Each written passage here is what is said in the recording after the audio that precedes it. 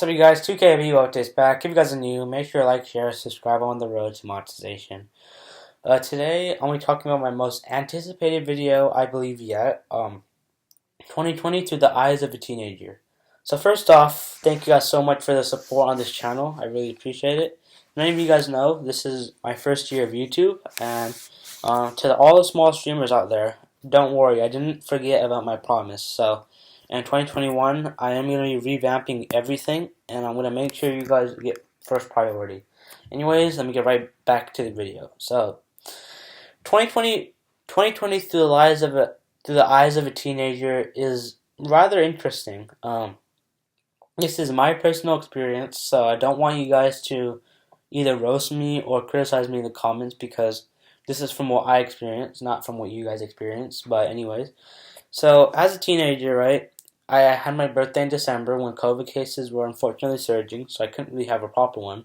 And yeah, so 2020 was just interesting, right? So at the beginning of 2020, it was pretty boring. January and February are both really boring months, I feel, for every single year because it's the start of a new year.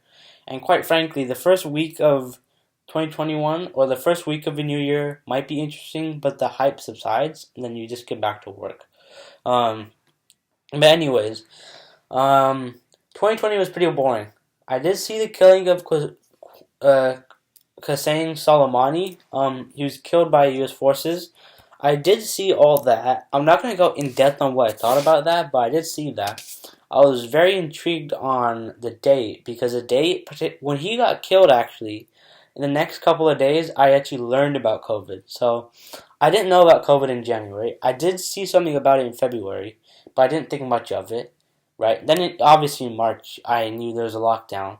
Right, because my school said we're going to be locked down, and but at that point, everything, like, all blank went loose, like, in this world.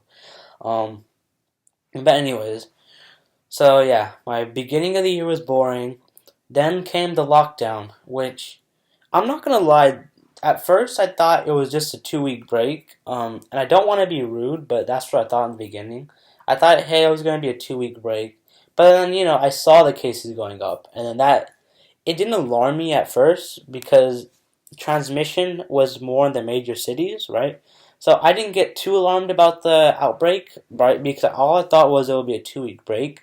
Then obviously, like, it wasn't 2 weeks; it was more than a month. Then it kept on going further and further, and then when they introduced virtual learning, I was very confused about it. Not because I didn't know what to do, but because I didn't know why they were doing it. Because during the time they unleashed virtual learning, I saw an article about how COVID affect kids, right? I don't want to go too in depth on what I saw in the article, but to me at the time it didn't seem like COVID affected, kids too much. But anyways, so as we got into virtual learning, I came to accept that we had to do it, so I did that. I thought that COVID was going to end sometime in May, because in May, even though unfortunately the George Floyd protests, which I'll get into later, in May COVID was really down because it's weird because whenever COVID surges, it's when travel is at its peak in that country. Like, California does get travel in the wintertime because it's very hot, but places like New York gets travel because it's really cold. So people have hot or cold taste buds, right? People don't really travel to what you might call it. People do travel to Europe, which is why their cases are out of control. People don't really travel to Asia during the winter because it's too hot over there because the climate's mixed around. Um, and yeah, so I was very confused. I did not like virtual learning at all. That's me being honest, and I don't think many other kids liked virtual learning either.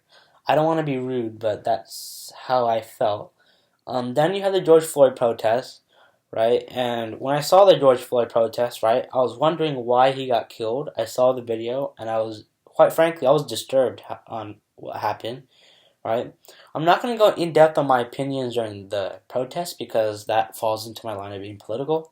But long story short, you know, people were saying there's huge protests, but in reality, it varies where you live. If you live in a place where it's very rural, right, then you're not going to see anything at all. But if you live in like a suburb, right, you're gonna see some protests. And if you live in like a major city, then you're gonna see those huge ones, right? Um, but yeah, COVID was out of control during the summer, but I don't think really anyone cared because during the summer people were worried about the George Floyd protests, which makes sense. I would agree with that. I didn't even, to be honest, I didn't even know about how high the COVID cases were in the summertime. And in the summertime, I made this YouTube channel. This YouTube channel helps me to pass by hours that I don't really need to use, and I like making videos. They're pretty fun to make. But anyways, you had the summer, right? You had the George Floyd. Eventually, that subsided, or it didn't subside. It just cooled down a bit, and then you saw COVID, which was going down. It was going actually sharply down during the intermission period between September and October, all the way until the end of October. At the end of October through November through December, COVID went up like everywhere, right? Now, COVID did go up in the summer before, right? But no one really cared. But then, people started to worry a bit, like during the winter surge. I didn't worry as much because, quite frankly, I wasn't really doing anything that would get me infected, but I wasn't worrying too much. Um, but as cases started to rise, right, they kept on doing lockdowns. I'm not a fan of lockdowns for the same reasons you guys aren't, but that's what they did. Um, my biggest disappointment of 2020 is our school is virtual. I'm not a fan of that, but we got to do what we got to do.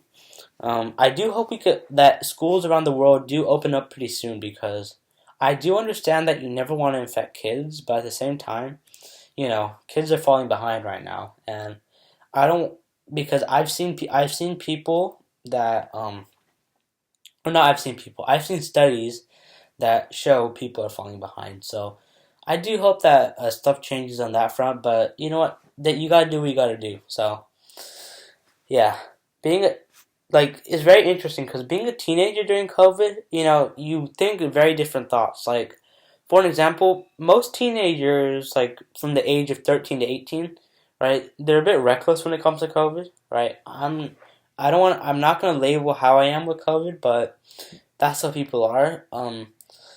And yeah, that's how I thought about COVID basically up until this point.